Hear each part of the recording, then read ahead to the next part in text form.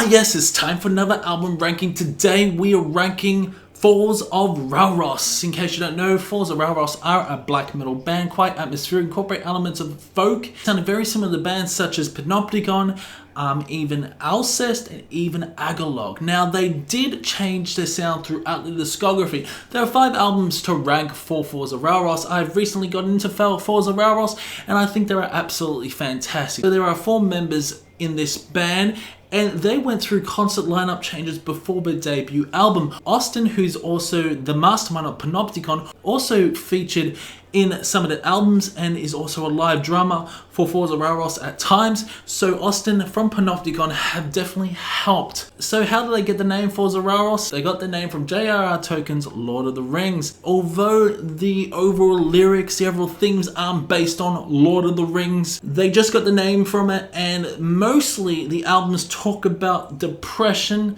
the downfall of humanity, and at times stories of the final moments of your life. There are 5 albums to rank for Falls of Rauros. Let's get on with it. Coming out number 5 is my least favorite album by Falls of Rauros. It's not bad at all, it's just mediocre from this band. There are no bad albums, but I expected more from this album. It's Believe in No Coming Shore. Look, this is a very good album, it is, but it's a change in sound for Falls. I do love the song Ancestors of Shadows, Ancestors of Smoke as well. Got Spectral Eyes. Then it ends off with such a lackluster conclusion, which is Believe in No Coming Shore. There are a good mix of folk, there's a good mix of acoustic and electric guitar. I love the drumming. Yes, his vocals are absolutely incredibly shrieky and sounding very similar to DSBM bands out there, such as even Suicide Forest and even Total Self-Hatred. The vocals are absolutely harsh and shrieky, and I absolutely love it. But overall, this album is, in my opinion, the weakest. When I think of Falls of Rauros, I don't really grab this album first, I grab the other albums. Overall, there are some nice songs, Waxen Voices. This is when Falls of Rauros decided to experiment within post-black metal. So it does sound like Harakiri for the Sky at times, it does sound like Death Heaven, at times it does sound like Alcest, except the vocals are a lot more harsher in my opinion, a lot more harsher, but a little bit forward within the mix of any other album from this band.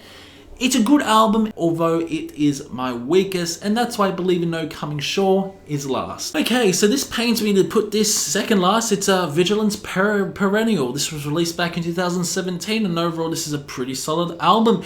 It's White Granite. White Granite mixes folk elements along with acoustic guitar, along with electric guitar. Love the drumming on this. Some really nice solos on this album as well. And it moves on towards the more atmospheric post-black metal sound that we come to really enjoy by Falls of Rauros. This is a very different sound by this band. It really is. The vocals are absolutely aggressive. I do love the song Labyrinth Unfolding Echoes. Some very different odd time signatures, quite progressive as well, this album.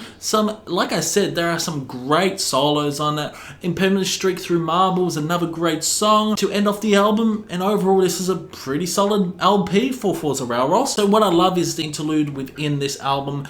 A Warm Quiet Centuries of Rain, the beautiful guitar work, the reverby tone that really echoes throughout the soundscape of this album, leads on to Arrow and Kiln, which is like a 12-minute song. It's a really good album. It's a lot stronger than the album Believe in No Coming Shore, just because this album feels a lot more heavier. In my opinion, Believe in No Coming Shore is like a diet for Rauros. They definitely experimented on this album, but I feel like they succeeded, but they just succeeded, except Vigilance Perennial is a step better than Believe in No Coming Shore.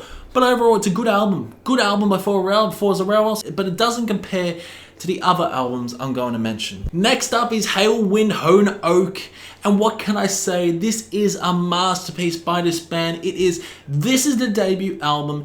And whoa, this is absolutely incredible. The first notes, you know there are going to be beautiful acoustic moments. The Sun Tonight Has Her, the beautiful melody, the beautiful acoustic melody. I love the interlude that leads on to The Fire We Fathered. The vocals on this are so damn intense. And this was my first album I heard by Falls of Rauros, and I fell in love with this band. I love the self-titled song, Hail Wind Hone Oak. and along with a beautiful interlude, Fury in Our Blood, Thunder in Our Hearts. Then you got songs like In Waves of Golden Light, To Witness Existence, to fucking Never Shall There Be. I just love how different this album sounds. This is a much more raw black metal sound, in my opinion, and Falls of Rauros' production on this is very primitive at times. It's very primitive. It sounds like a 90s black metal album.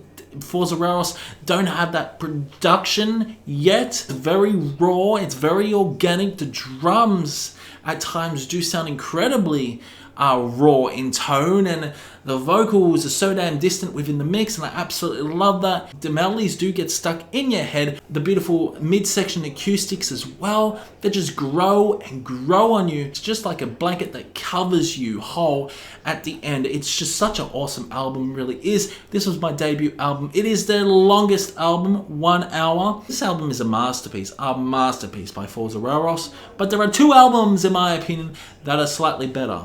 So next up is Patterns in Mythology. This is the latest album, released in 2019. And why didn't I have this? Why didn't I have this on my best metal albums of 2019 list? I have fucking no idea.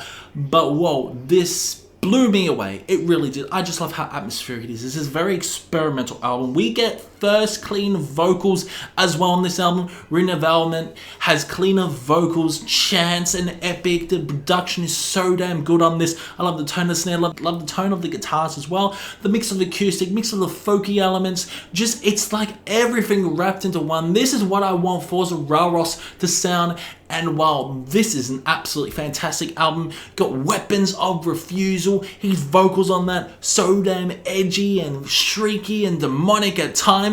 New Inertia has so much emotion within his vocals and I absolutely love it. Last Empty Tradition and Memory at Night, the beautiful guitar melodies, the beautiful solos you were getting. This is the return form of Falls of Rauros, and honestly, I cannot wait for the album to drop, another album to drop. When are they going to drop another album? I honestly cannot wait.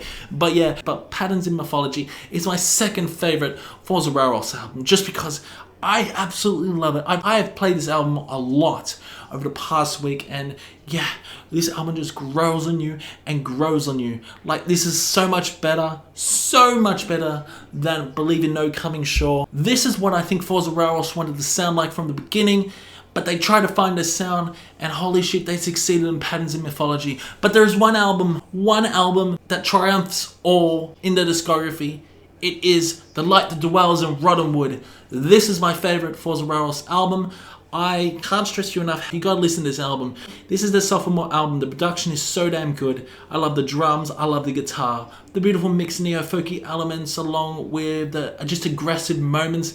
Yes, this is definitely one of the most heaviest albums by this band. Banished is an amazing song. You got A Wait in the Fire or Flood That Awakes It. Hello, this is a 14-minute song. It is an absolute fucking masterpiece. The beautiful guitar, along with the just heavy moments, the melodic moments as well. The melodies just get stuck in your head, they really do. Silence, which is like 10 minutes long. I just love the melodies. I love the beautiful acoustic moments. It's just such an awesome album. The production's so damn good. This is when Falls of Rauros dialed up to 11, and it sounded very similar to bands like the band Agalog, you could say, nearing Harikiri for the Sky's tone. But overall, The Light That Dwells in Roddenwood is my favorite Falls of Rauros album. I love it. And A Wait in the Fire or Flood That Awakes It is my favorite album, is my favorite song by this band, just because I love the story of it. It's just how crazy and hectic, how there's just beautiful midsections. It's like it's calm before the storm, and all of a sudden it just becomes so damn heavy and aggressive, sounding something out of like a Marduk. And it's like the fire or flood has come to your door as people were dying in front of you. It's so damn good. I absolutely love this album. The Light That Dwells in Roddenwood is my #1 Falls of Rauros album. Comment below if you're going to check this band out. Let me know if you actually heard this band and rank them and rank the albums down below. Drop a like, subscribe, and hit that notification bell. And I will see you in the next one.